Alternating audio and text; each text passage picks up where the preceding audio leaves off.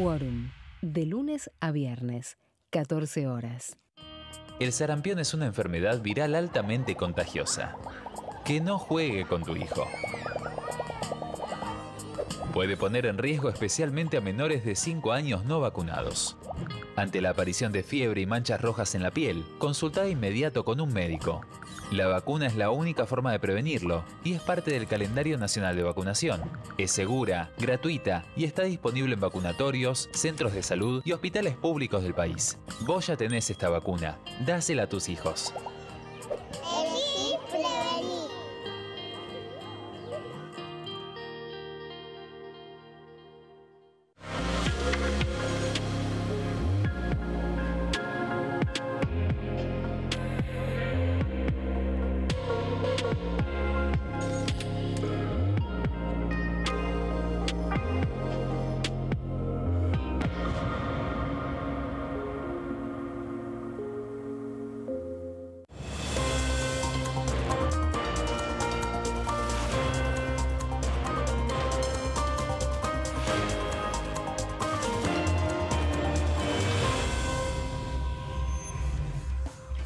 Hola, hola, bienvenidos. Esto es Consenso. Estamos en vivo hasta las 13 horas en la pantalla de TV con toda la actividad referida al Congreso de la Nación. Obviamente hoy nuestro ojo está puesto en la Cámara Alta, en el Senado, a donde van a estar sesionando. Vamos a contarles ahora cuáles son los principales títulos y en un ratito les contamos lo más importante en el día de hoy.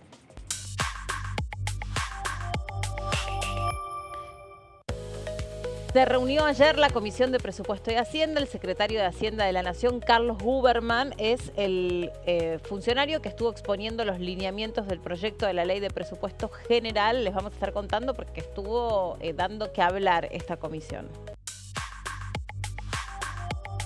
Y esto es lo que les comentábamos recién. En el Senado hay sesión, ahí se va a tratar la insistencia de las leyes de emergencia sanitaria en pediatría y la cuestión del financiamiento universitario. Afuera en la calle hay vigilia, hay expectativa.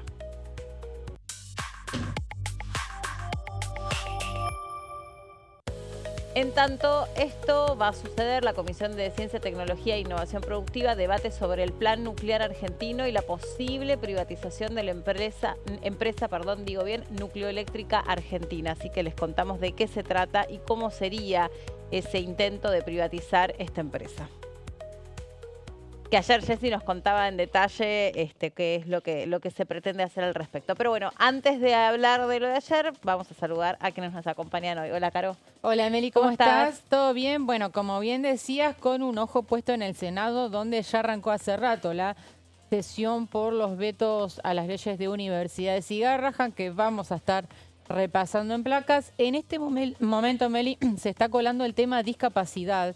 Más puntualmente porque, por supuesto, en la oposición hay mucho enojo por el decreto de promulgación de la ley, donde, si recordás, promulgan la emergencia en discapacidad, pero a su vez devuelven la ley al Congreso para que el Congreso diga cómo se financiaría. Bueno, en este momento, Meli, se está debatiendo en el Senado un proyecto para declarar el rechazo a ese decreto, que sería una señal política por parte del Congreso de decir, de enviarle un mensaje al Poder Ejecutivo de que aplique la ley tal como lo ordena la Constitución cuando el Congreso rechaza un veto. Así que esa es la discusión que se está dando en este momento. En este momento en la Cámara de Senadores. En la calle les digo que había una enorme expectativa, ya empiezan a llegar refuerzos de las distintas fuerzas federales que van a estar resguardando el edificio del Congreso de la Nación. Ayer hubo marcha, hubo incidentes, hubo accionar de la policía sobre los jubilados. Hay una persona que quedó detenida que se lo identifica como uno de los jubilados que forma parte de las concentraciones todos los miércoles. Mientras la atención estaba puesta en lo que anunciaba la ministra de Seguridad en cuanto a lo que venía arrojando en la investigación sobre el triple crimen y el funcionamiento o mal funcionamiento de los controles en nuestras fronteras. Aquí en el Congreso sucedía esto. Hoy también se espera que sea masiva la concentración, por eso ya estaba complicadísimo el tránsito, les aviso, para quienes tienen que hacer algo por la zona, ya estaba muy, muy complicado. Gonza, ¿cómo estás? ¿Cómo andas, Meli? ¿Todo bien? Bien, ¿vos? Bien. ¿Cómo llegas a este jueves? Bien, ya cuando hay sol llego bien. Ah, llegas bien. Sí. Hoy ya se notó desde tempranito Sí, la hay temperatura. solcito, está lindo, Está está mucho lindo. mejor. Ya estoy esperando tus recomendaciones para el fin de semana. Ah, bueno. Pero para dentro de un ratito. Pero está más Bueno. lindo para estar al aire libre más que mirando series o películas, ¿no? No, Me bueno, parece. sí, pero Claro. siempre son no, bienvenidas. pasa que Meli para el fin de semana ya está pleno. Yo ya Claro. estoy pensando en modo fin de semana, totalmente, Exactamente. totalmente. Bueno, Caro, vos trajiste todo el tema en relación al Senado. Recordamos que aquí en la Cámara de Diputados se logró la media sanción para insistir con estas leyes que además tienen historias propias, que se manifestaron en distintas concentraciones, cuando los trabajadores, sobre todo del Hospital Garrahan, venían y contaban respecto de cómo está conformado su sueldo, qué significa que no se mejore los saberes, qué significa para los pacientes, para las familias. Ujú. Se habló muchísimo sobre el mapa de atención, es decir, pacientes de qué provincias van principalmente, si es un hospital de la Ciudad de Buenos Aires o es un hospital ya de volumen nacional, que es lo que en definitiva es. Bueno, sobre la temática hemos aprendido bastante. Sí, la verdad que nos hemos imbuido de la realidad del Garrahan. Hoy va a haber una movilización por parte de los trabajadores al Congreso y también de la realidad de universidades donde, Meli, muchas están funcionando en estado crítico, ¿no? Por ejemplo, la UBA, que ha decidido reducir al mínimo lo que es los servicios. Y en la última placa que traje justo vamos a hablar de un detalle que conocimos en el día de ayer respecto de una buena reivindicación para la UBA que salió premiada, quedó ubicada entre los primeros 10 puestos en un ranking regional. Así que me pareció importante el dato traerlo porque tiene que ver con lo que se está discutiendo. Bueno, en definitiva, Meli, arrancó ya la sesión del Senado donde, de no haber ningún imprevisto, la oposición va a voltear estos dos vetos a las leyes de presupuesto universitario y emergencia pediátrica. Recordemos que el año pasado ya se había sancionado una ley de presupuesto universitario que también fue vetada por el presidente, pero en ese caso el Congreso no pudo insistir con esa norma. La realidad política cambió, hay aliados que ya no lo son para el gobierno nacional, hablamos de aliados de la UCR, del PRO, que en este caso se están desmarcando del oficialismo nacional y están acompañando esta ley y por eso es que esta vez sí el Congreso está mejor parado y está en condiciones de insistir con esta ley de presupuesto universitario. Ni hablar la del Garrahan, que tuvo una mayoría bastante mayor y obviamente hablando de un tema muy sensible como lo es el de la salud pediátrica. La sesión ya está en curso, como dijimos, Victoria Villarruel está presente presidiéndola. En breve va a empezar el debate de estos dos vetos. Ahora están con esto que te mencionaba, Meli, del tema de la insistencia en discapacidad y que el Ejecutivo aplique esa norma que ya fue ratificada por el Congreso. Cuando termine ese debate va a iniciar el debate de los vetos, donde hay bastantes oradores ya anotados. Vamos a repasar brevemente con qué números habían salido aprobadas estas dos leyes y Gonzalo lo repasaba también en el bloque anterior, en el programa anterior, perdón, porque fueron números muy contundentes que recibieron, incluso superando ampliamente los 2/3 que se necesitaban para insistir con estas leyes. En el caso de universidades, 58 votos positivos, solamente 10 negativos y 3 abstenciones en el Senado. Pensemos que el Senado tiene 72 miembros, con lo cual 58 votos es un montón. Si hubiese asistencia perfecta, con solo 48 votos afirmativos ya la ley quedaba ratificada y hubo 58, o sea, 10 más de los necesarios. Y en el caso del Garrahan, mucho más holgada la mayoría, 62 votos positivos y solamente 8 negativos. Esto te da la pauta de que hoy, a menos que haya un imprevisto, digamos, muy improbable, la oposición va a insistir con estas dos leyes. Va a conseguir los 2/3 y vamos a ver qué hace el Ejecutivo. Si repite esta fórmula que hizo con la emergencia en discapacidad, polémica, ¿no? Porque no existe en la Constitución nada que habilite al Ejecutivo a devolver una ley al Congreso para que le diga de dónde tiene que sacar los recursos, ¿no? Es un paso que no está previsto en la Constitución Nacional. Una vez que el Congreso ratifica una ley, el Ejecutivo está obligado. No está previsto en la Constitución Nacional, igual capaz que te hago una pregunta que es demasiado técnica para un periodista, la tiene que contestar un constitucionalista, pero ¿eso convierte en una decisión anticonstitucional? Para muchos sí, digo, para muchos lo que hizo el Ejecutivo es inconstitucional. El decreto de promulgación, porque la propia Constitución dice que cuando el Congreso ratifica una ley vetada con 2/3 de los votos, automáticamente va al Ejecutivo para su promulgación. Pero ¿qué pasa si el Ejecutivo dice, me imagino que son los argumentos que se esgrimen, todo bárbaro, todo genial, pero nosotros estamos blindando el equilibrio fiscal y la verdad es que genial, nos están poniendo esta ley, pero a nosotros no se nos ocurre, Sí. estoy personificándolo. A nosotros tenemos la mejor voluntad para aplicar la ley, pero no se nos ocurre dónde sacar el dinero. ¿Por qué no nos dicen ustedes dónde lo puedo sacar? Está cometiendo un delito para la oposición y está avanzando con una decisión anticonstitucional. Lo dice la oposición, lo dicen los propios constitucionalistas, porque es una decisión de un poder del Estado, Pero es si el poder legislativo. Si el Poder Ejecutivo avanza con un delito, ¿no tendrían que estar analizando la posibilidad de un juicio político? Bueno, Claro. es una alternativa de máxima. Las La vía. otras son la moción de censura, que está ahí latente acá en diputados, o denuncias penales que ya tiene el presidente por incumplimiento de los deberes de funcionario público. Directamente con denuncias penales Sí. avanza. Bien. Hay ofensivas en el Congreso con la moción de censura y en la justicia con denuncias penales, ¿no? Incluso fue un diputado, el diputado Paulón, el que denunció al presidente, al director del boletín oficial, a la secretaria legal y técnica por incumplimiento de los deberes de funcionario público. Vamos a ver justamente el antecedente de la emergencia en discapacidad, que es un poco el temor de la oposición, ¿no? Que el presidente haga lo mismo y que vuelva a no aplicar las leyes de universidades y Garrahan. Este decreto, que es el que estamos charlando, es el 681/2025 y que devolvió esa ley al Congreso. La moción de censura, recordemos brevemente, consiste en interpelar al jefe de gabinete y eventualmente removerlo. Para eso se necesita mayoría absoluta, es decir, mitad más uno de los miembros de cada cámara. Hay varios proyectos presentados. O sea, vos necesitas la mitad más uno para remover al jefe de todos los ministros, Sí. pero necesitas 2/3 de los presentes y en las dos cámaras para insistir con una ley. Sí, son las mayorías. Es como desequilibrado. Bueno, parte de la discusión, ¿no? Son las mayorías que establece la Constitución. Moción de censura, Amelia, además no se aplicó nunca. Es un Nunca. mecanismo, o sea, está previsto en el artículo 101, pero hasta ahora nunca se aplicó contra ningún jefe de gabinete. ¿Por qué hablamos del jefe de gabinete? Porque es el responsable de reasignar las partidas, es decir, sacar de un lado y poner del otro según lo que ordena el Congreso, ¿no?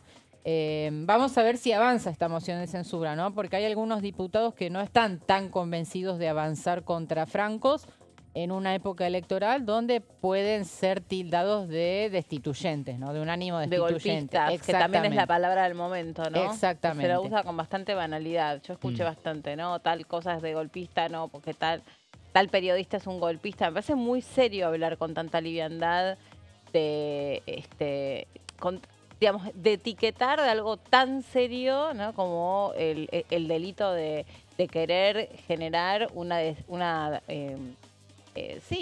atentado contra la democracia, en definitiva, porque si alguien es un golpista, está atentando contra la democracia que construimos entre todos. Y aparte, Sí. si se repite y se banaliza de esta manera, también de algún modo se pierde un poco el peso de la palabra, ¿no? Y Lo sí. peligroso que es la palabra. Sí, sí, y lo peligroso que es también estar juzgando lo que, un periodista puede opinar, puede decir, que obviamente no es un derecho irrestricto, pero yo he escuchado mucho de periodistas que son muy críticos con el gobierno y que rápidamente alguien que vos sabés que está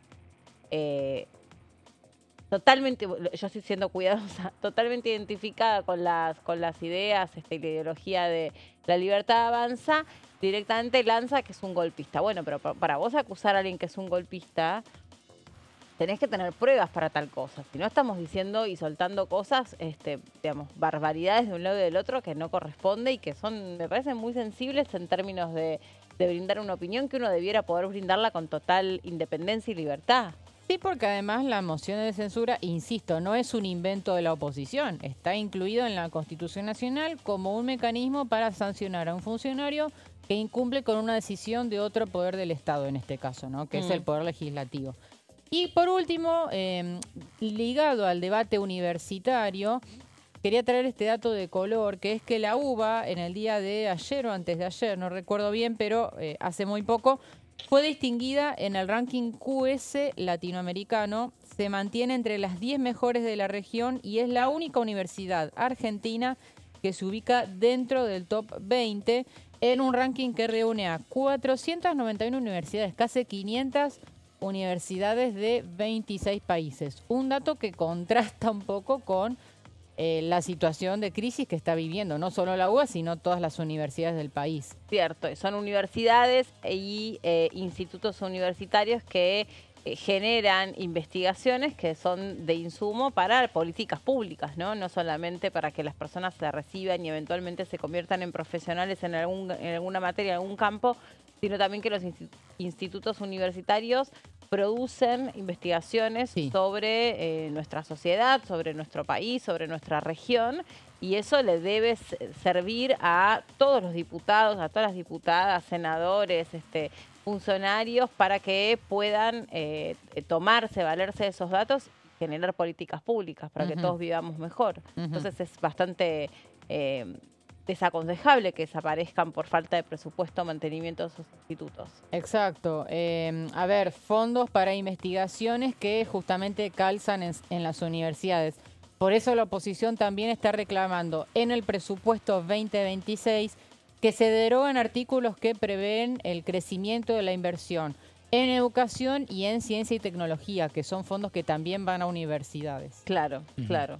Bueno, Ciencia y Tecnología que va a estar reuniéndose hoy. Hoy, ¿no? A partir También. de las 2 de la tarde exactamente. Con el tema del Instituto de Nucleoeléctrica. Sí, hay varios temas, pero es una comisión que cada tanto suele dar justamente este tipo de reuniones para hablar no solamente de la coyuntura y de lo que vendrá para años próximos, pensando en una estrategia argentina, ¿no? Lógicamente, de lo que significa la materia de ciencia y tecnología, sino también para las instituciones que hoy en día están tratando de reorganizarse.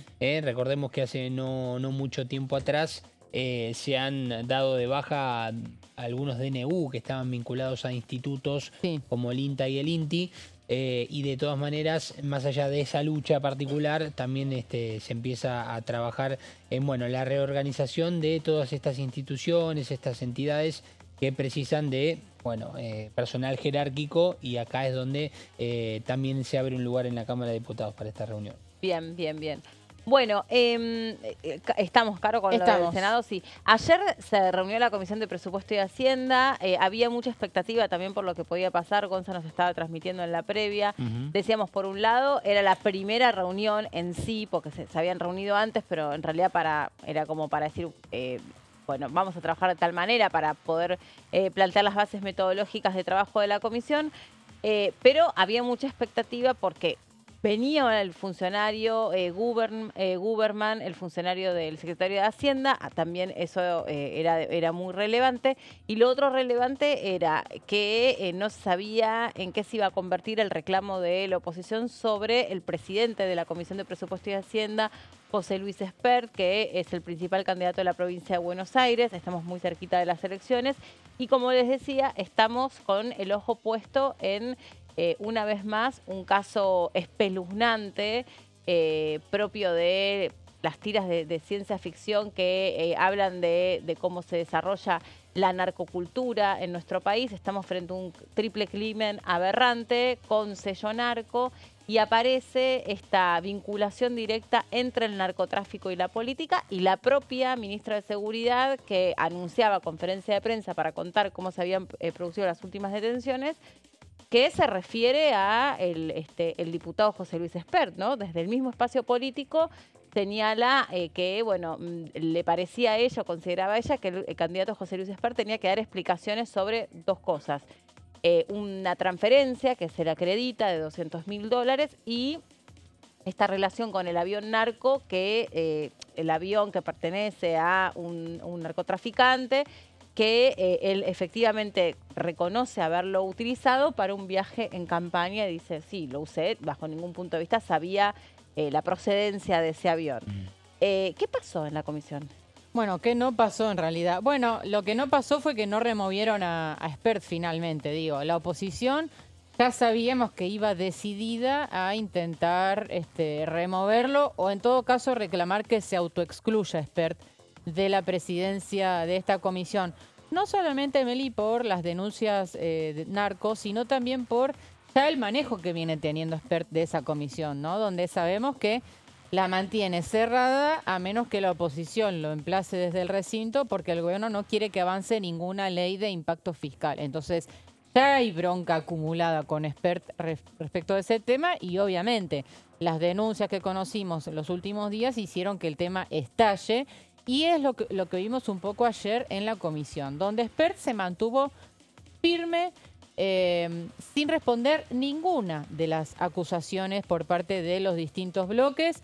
Espert que se limitó a tener un rol muy protocolar, ¿no? Él abrió la reunión, le dio la palabra a los diputados, una vez que todos hicieron su descargo, no sometió a votación ninguna cuestión y hizo pasar al secretario de Hacienda, Carlos Huberman, que defendió el presupuesto. Pero Espert las explicaciones las termina dando por la noche en una entrevista periodística, ¿no? Donde explica esto que vos decís, que él no conocía en definitiva bien el tema del origen del avión y demás, pero no puede responder, o mejor dicho, no termina de desmentir haber recibido esta transferencia de $200.000 para eventualmente financiar su campaña presidencial en 2019. Es decir, la oposición, ¿qué va a hacer ahora, Meli? Va a ir al recinto seguramente el próximo miércoles y ahí van a intentar aprobar un emplazamiento para remover a Espert de la presidencia. No hablamos de removerlo de la Cámara,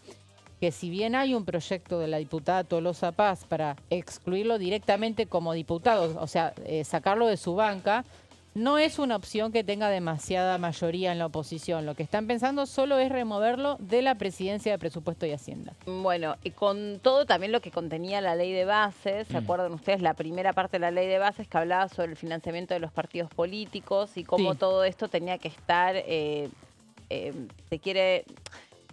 más transparente, ¿no? Más transparentado, pero también con mayor apertura para que, bueno, se pudiese generar ingresos y que cada partido vea, en todo caso, cómo genera campaña, cómo subsiste, toda la discusión que hubo en relación a esto. Se viene, sobre todo aquellos diputados que vienen especialmente de la ciudad de Rosario, también vienen hablando sobre cómo generar desde la discusión parlamentaria, desarmar o ayudar a la lucha contra el narcotráfico. Por ejemplo, ir contra el dominio, el producto de los bienes mal habidos, ¿no? Los bienes comprados con dinero manchado con sangre, que es dinero lavado del narcotráfico, esa es una cosa. La otra cuestión es avanzar sobre las sociedades simplificadas, que, ¿se acuerdan ustedes? Muchos decían que habían hecho la investigación de revisar todas las sociedades simplificadas que se habían abierto en el último tiempo y las direcciones que se brindaban para contablemente darle apertura a esas sociedades, o como se diga, contablemente, se entiende lo que estoy diciendo. Entonces iban a esas direcciones y se daban cuenta que era la esquina de una plaza. Sí. Que no había ninguna sociedad, no había ninguna infraestructura la descripción decía kiosco de revistas, estoy inventando, o kiosco de flores. Iban y no había tal cosa. Entonces, ahí me acuerdo que el titular, en ese momento, el jefe del bloque, Germán Martínez, lo sigue siendo, de Unión por la Patria, decía, ojo con esto, porque esto se está usando para el bien, obviamente, para que muchas personas simplificadamente puedan generar una pyme, puedan organizarse y trabajar y estar declarados frente a la AFIP, pero también hay sociedades simplificadas del mal que están siendo utilizadas evidentemente frente a nuestros ojos para lavar plata del narcotráfico. Todo este es el telón de fondo. Mientras tanto, la Comisión de Presupuesto y Hacienda trata de avanzar con la ley de leyes, el presupuesto de 2026, que es una discusión muy compleja, muy técnica y que tiene que ser larga. Te voy a hacer una pausa, me voy rapidito al corte y en un ratito les seguimos contando todo, ¿eh? Ya venimos.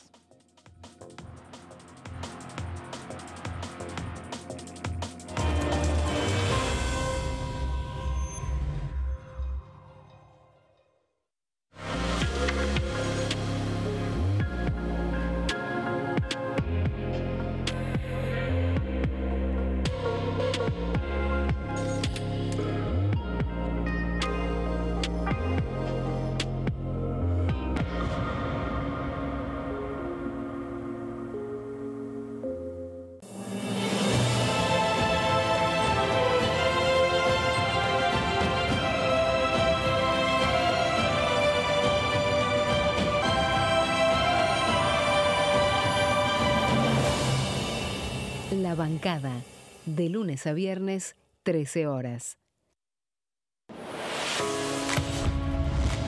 ¿Cómo funciona el Congreso? Cuando un proyecto de ley ingresa a la Cámara de Diputados, ya sea presentado por un legislador, enviado por el Poder Ejecutivo o producto de una iniciativa popular, se trata primero en el ámbito de las comisiones. Las comisiones son el espacio de análisis y debate sobre los proyectos conformadas por legisladores de distintos bloques. Hay 46 comisiones permanentes que son centrales en la discusión parlamentaria, como Presupuesto y Hacienda, Asuntos Constitucionales o Legislación General. Existen también 32 comisiones especiales que tratan temas específicos. En su mayoría son bicamerales, es decir, que están compuestas por diputados y senadores, como la bicameral de trámite legislativo, encargada de analizar los decretos del Poder Ejecutivo. Para que un proyecto sea tratado en el recinto, debe contar con el apoyo de la mayoría de los integrantes de las comisiones a las que haya sido girado. Al finalizar una reunión de comisión, se dictamina sobre la pertinencia de tratar el proyecto en el recinto. El dictamen puede plantear la aprobación del proyecto o su rechazo.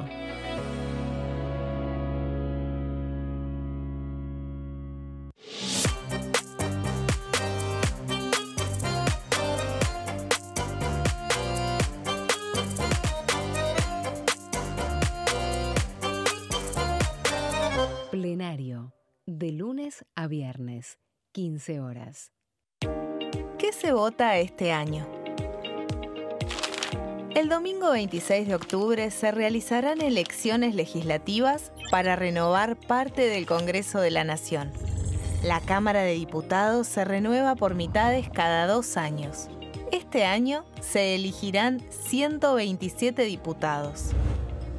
La cantidad de bancas asignadas a cada distrito se determina en función de la población de cada provincia, asegurando un mínimo de 5 diputados para aquellas con menor cantidad de habitantes.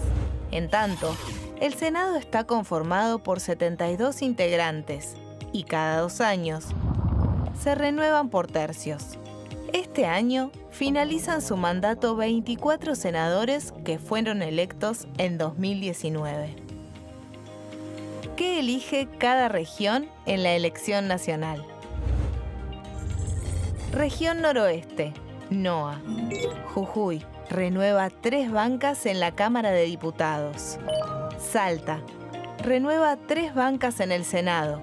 Renueva 3 bancas en la Cámara de Diputados. Catamarca renueva 3 bancas en la Cámara de Diputados. Tucumán renueva 4 bancas en la Cámara de Diputados. Santiago del Estero renueva 3 bancas en el Senado. Renueva 3 bancas en la Cámara de Diputados. La Rioja renueva 2 bancas en la Cámara de Diputados. Región Noreste, NEA. Formosa renueva 2 bancas en la Cámara de Diputados. Chaco renueva 3 bancas en el Senado. Renueva 4 bancas en la Cámara de Diputados. Misiones renueva 3 bancas en la Cámara de Diputados. Corrientes renueva 3 bancas en la Cámara de Diputados. Región Cuyo. San Juan renueva 3 bancas en la Cámara de Diputados. San Luis renueva 3 bancas en la Cámara de Diputados. Mendoza renueva 5 bancas en la Cámara de Diputados.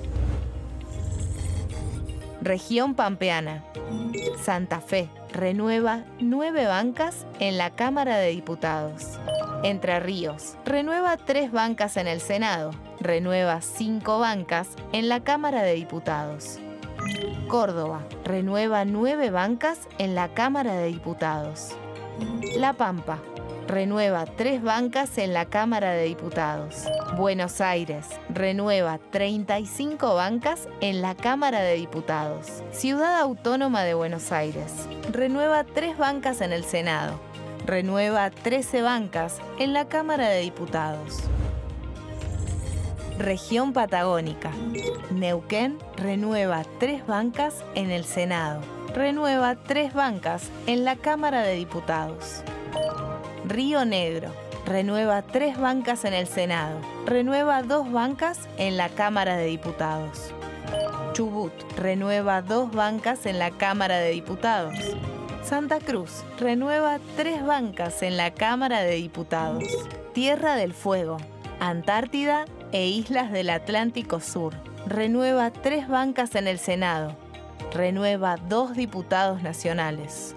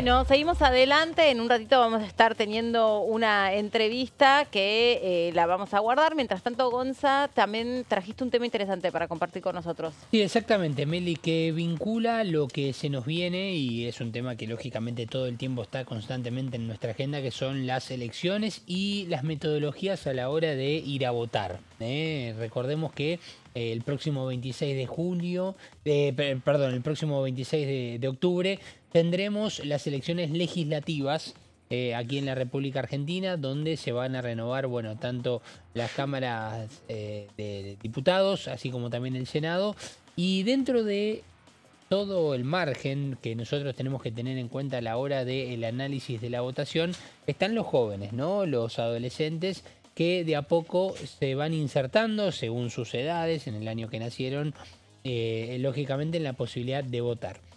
Se realizó un hackathon que tiene el hashtag Modo Voto, que tuvo lugar aquí en la Cámara de Diputados. Un hackathon básicamente en su momento se conocía como un grupo de operadores, hablando de lo que significan los sistemas, que le solucionaban en un corto lapso de tiempo algunos inconvenientes o le daban respuesta a muchas preguntas que hacían justamente distintas organizaciones, grupos, empresas y demás.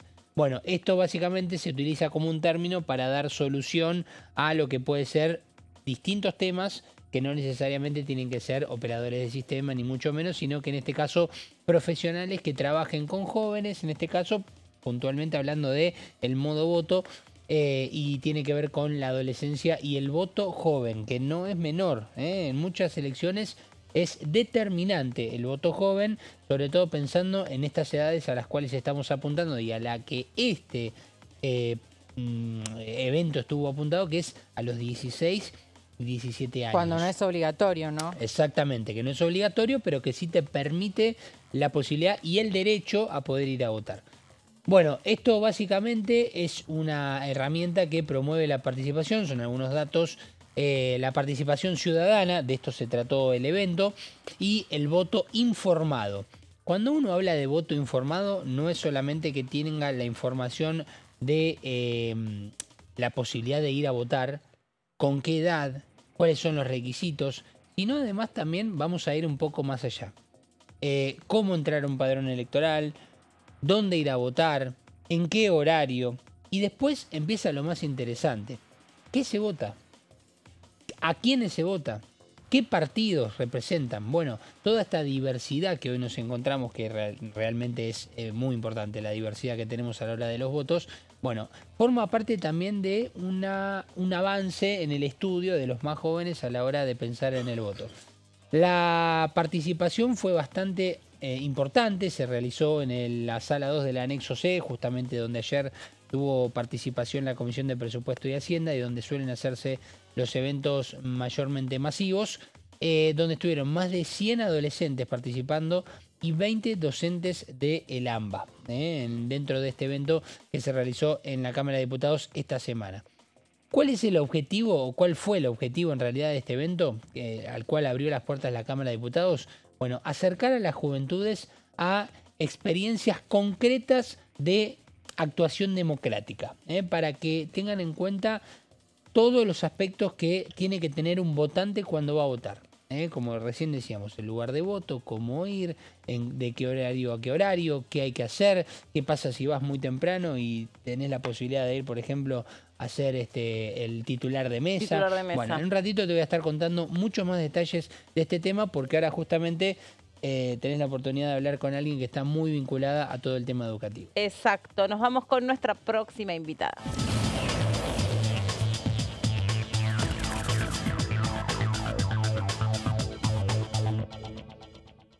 Hola, diputada Tabela, ¿cómo le va? Bienvenida.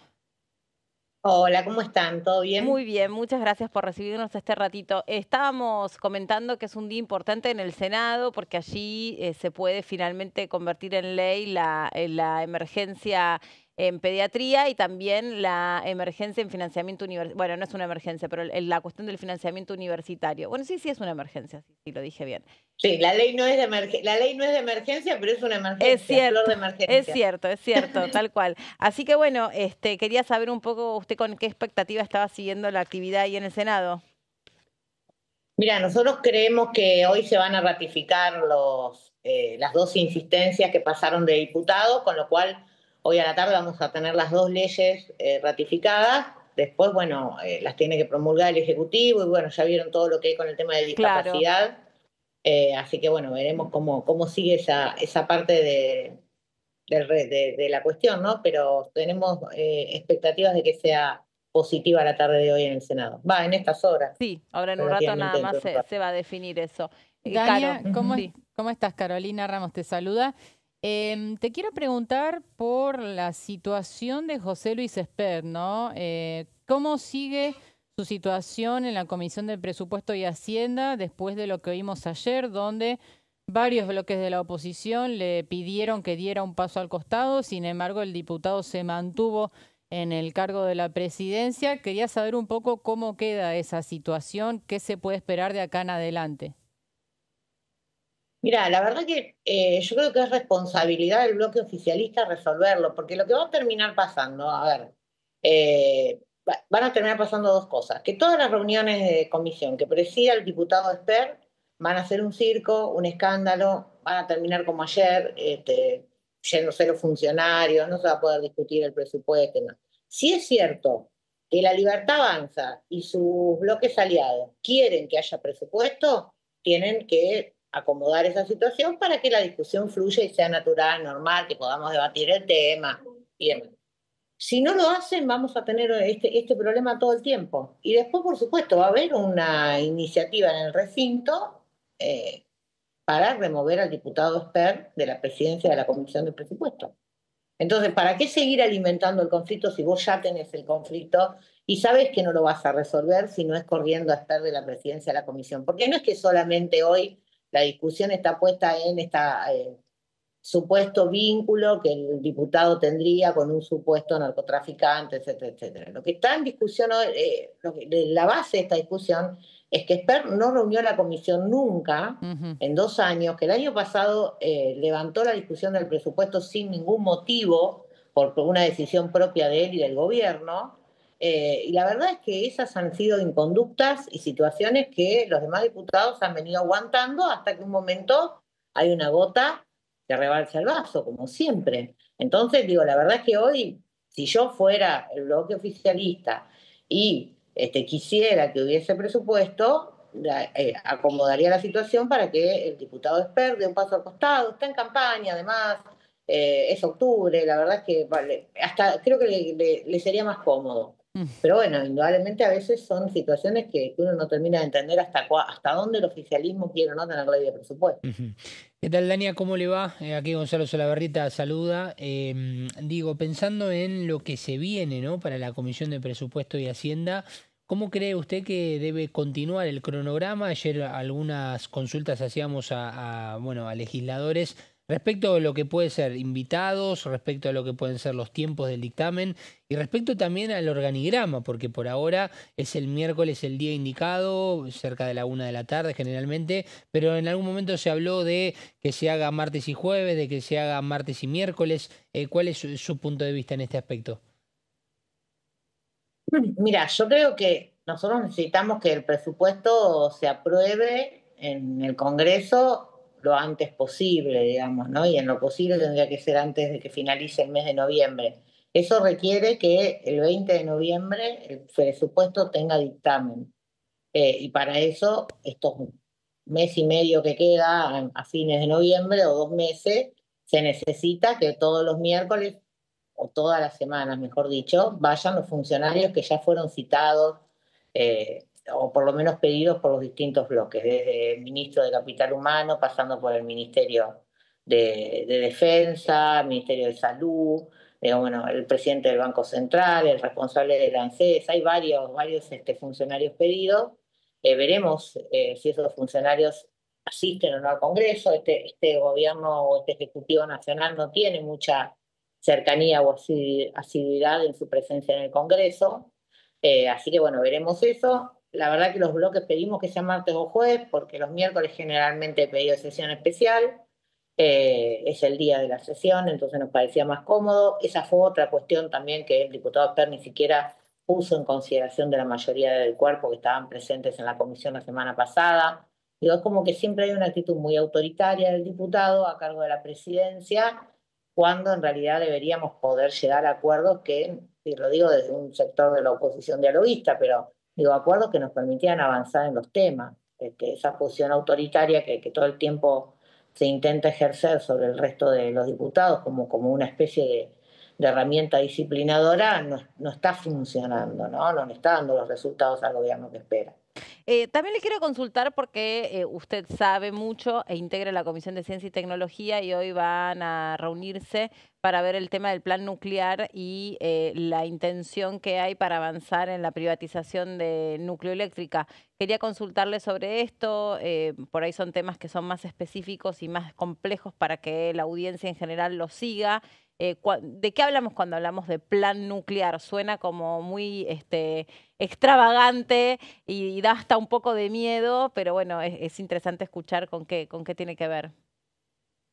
No, tiene que ver justamente con la producción de energía nuclear. No tiene que ver con la producción de armas de carácter nucleares, ¿no? Entonces, digo, me parece que hay sobre la producción de energía nuclear, que luego, digamos, uno puede, sobre la producción de energía nuclear, que uno después puede extender a otros ámbitos y a otras dimensiones, la necesidad de que se sostenga la soberanía del país, por una cuestión de seguridad, por una cuestión de defensa, por una cuestión de soberanía. Necesitas que determinados bienes estratégicos o servicios estratégicos permanezcan en la órbita del Estado. Lo que se ha avanzado es en la privatización, en la búsqueda de la privatización de Nucleoeléctrica, que ya es una sociedad anónima, y entonces que se incorporen los capitales extranjeros de manera mayoritaria, ¿no? Extranjeros o privados, mejor dicho, no privados, no voy a decir extranjeros solamente. de manera mayoritaria. Había un planteo respecto de esa y otras empresas que ya eran sociedades anónimas cuando se discutieron las privatizaciones o las leyes bases, que tenía que ver con una figura que es la figura de la acción de oro, otra figura que es digamos que ninguna decisión se puede tomar si el Estado no está de acuerdo o el representante del Estado, que es la que es más débil, igual, es mejor que todo el capital sea privado, pero es más débil en términos de decisión. Y había otro planteo respecto de algunas sociedades anónimas que se consideraban estratégicas, que desde algunos sectores planteábamos que se podían generar el ingreso de capitales privados, pero sosteniendo la mayoría por parte del Estado. O sea, la mayoría del capital lo que te garantiza es la toma de decisión. Si nosotros perdemos la mayoría del capital a mano del sector privado, el sector privado es el que va a tomar la decisión respecto de la producción, desarrollo e investigación de la energía nuclear en la Argentina. Dania, te quiero volver al inicio de la entrevista donde hablábamos de los vetos, de la discusión por los vetos universitarios y del Garrahan, que dicho sea de paso está iniciando en este momento en el Senado porque antes habían estado con otras discusiones. Tenemos el antecedente de la emergencia en discapacidad donde el Poder Ejecutivo se niega a aplicar esa ley ratificada por el Congreso. ¿Qué puede pasar si el Ejecutivo hace lo mismo con el presupuesto universitario y del Garrahan? Es decir, si decide no aplicarlas con este argumento de que no hay dinero para financiarlas, ¿les da motivos a ustedes para avanzar con una moción de censura? ¿Tiene que avanzar el tema en la justicia? Digo, ¿cómo se resuelve esta cuestión?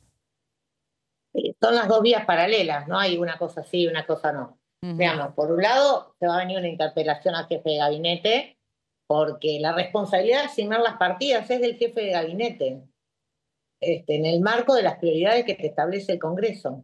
Salvo que quieran resignar esa función del Poder Ejecutivo, bueno, se verá y se discutirá la reasignación de partidas. Esto no es que no está la partida, no la quieren reasignar. Claro. Porque la partida está, digamos. De hecho, acaba de hacer un plan sojita, plan platita, plan no sé qué, con el tema de las cerealeras agroexportadoras y la baja de las retenciones, que a nadie le preguntaron de dónde salían los 1.500 millones que dejamos de recibir y que se fueron como parte de la rentabilidad o beneficio o ganancia para esa cerealera. Entonces digo, cada vez es más obvio que la plata está y lo que no se quiere es resolver los temas.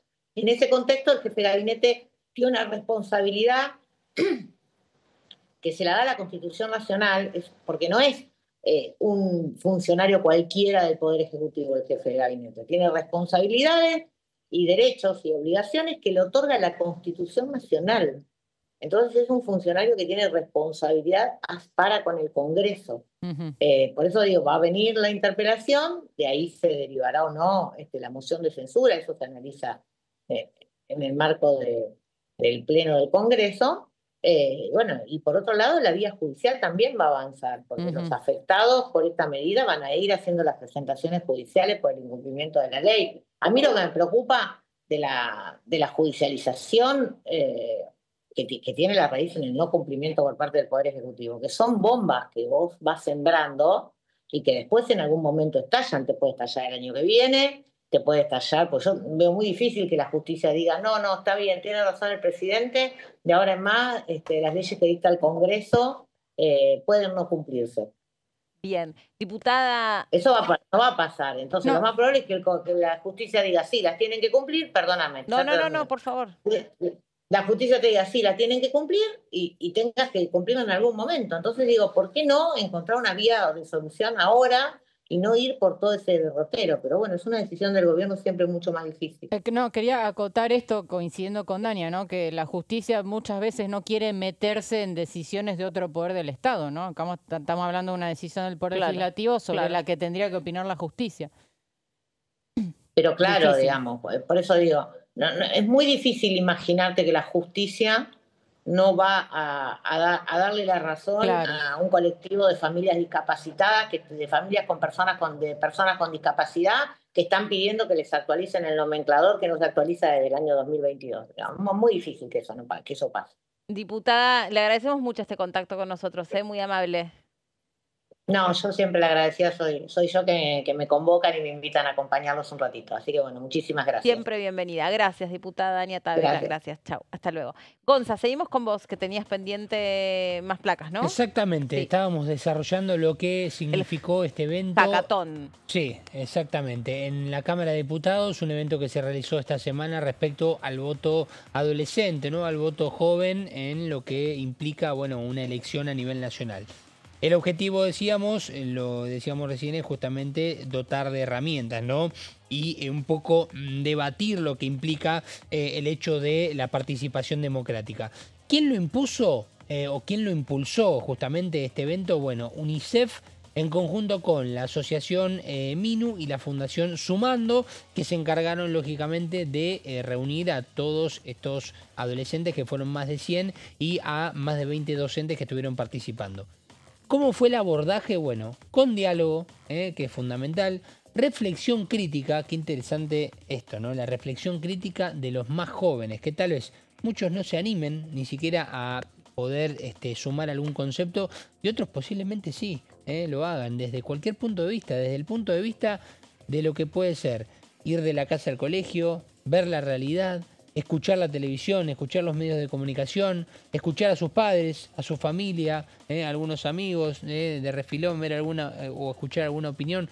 Bueno, la escucha, que fue fundamental, lógicamente, sobre todo de los organizadores y de los docentes, sobre todo en los alumnos, y de ellos mismos, quienes se animaron a hablar algunos, y la construcción colectiva de consensos. ¿Por qué? Porque hubo una especie de juego, que ahora lo vamos a repasar justamente también en este evento, que fue justamente como un simulacro de algunas situaciones donde tuvieron que participar los más jóvenes, que esto es lo más importante, ¿no? ¿Qué incluye el material dentro de este evento? Bueno, juegos de rol.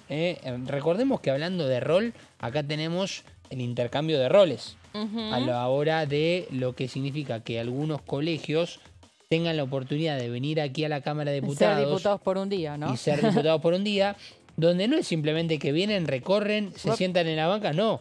Opinan, generan proyectos, pasan por comisiones y van al recinto. ¿No puedo hacer eso en el canal? ¿Cómo? Ay, sería muy divertido. Que vengan un día y hagan de periodistas por un día.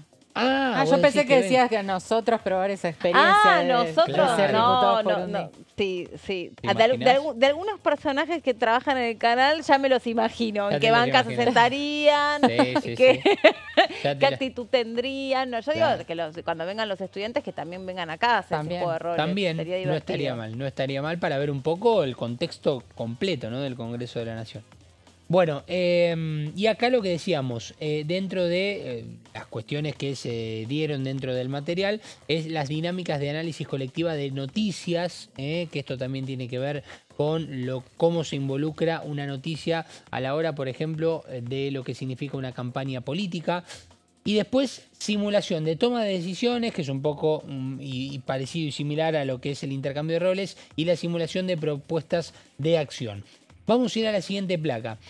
¿Qué propuestas son estas de acción? Bueno, por ejemplo, ciudadanía activa, detectar noticias falsas en campaña, que es lo que decíamos recién, y el análisis de programas políticos. Dentro de esto, programas políticos, creo que es fundamental también dentro de la información también saber qué conocen y qué no los más jóvenes. Y acá, para cerrar, fíjense, la sanción de la ley de ciudadanía en la Argentina fue justamente en el año 2012. ¿Qué permitió esto? Bueno, el derecho a voto de los jóvenes, optativamente, lo pueden elegir como no, de 16 y 17 años, ¿sí? Es decir, los menores de 18. El informe de UNICEF y la CIPEC en 2023, es decir, justamente ya con 10 años después de la aplicación de esta ley, marcó que el 40% de los adolescentes experimentó falta de información sobre el proceso electoral. Algo en lo que hay que seguir trabajando, pensando que este informe fue de hace 2 años y ya la aplicación de esta ley, donde votan los jóvenes, ya pasó los 12 años largos, lógicamente, porque esto fue en el 2012. Sí, diría jóvenes y ya no tan jóvenes que experimentan lo mismo, ¿no? Que falta de claridad a la hora de votar. Que ya votaron más de una vez. Sí, por ahí están desprevenidos o no saben. Lo que pasa es que esa ley fue sancionada, como decía Gonza, en 2012, en un momento donde el kirchnerismo era gobierno y una juventud la juventud en su mayoría era muy simpatizante con la figura de Néstor y Cristina.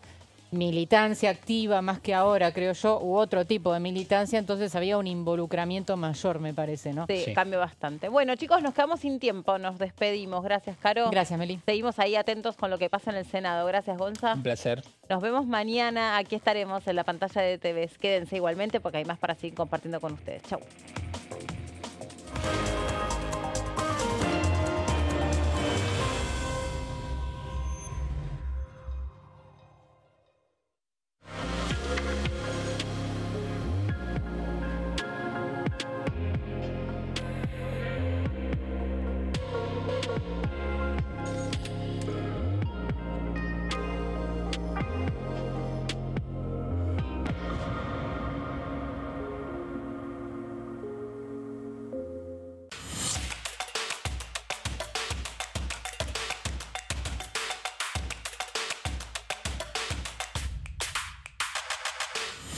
Quórum, de lunes a viernes, 14 horas. ¿Qué se vota este año? El domingo 26 de octubre se realizarán elecciones legislativas para renovar parte del Congreso de la Nación. La Cámara de Diputados se renueva por mitades cada 2 años. Este año se elegirán 127 diputados. La cantidad de bancas asignadas a cada distrito se determina en función de la población de cada provincia, asegurando un mínimo de 5 diputados para aquellas con menor cantidad de habitantes. En tanto, el Senado está conformado por 72 integrantes y cada 2 años se renuevan por tercios. Este año finalizan su mandato 24 senadores que fueron electos en 2018.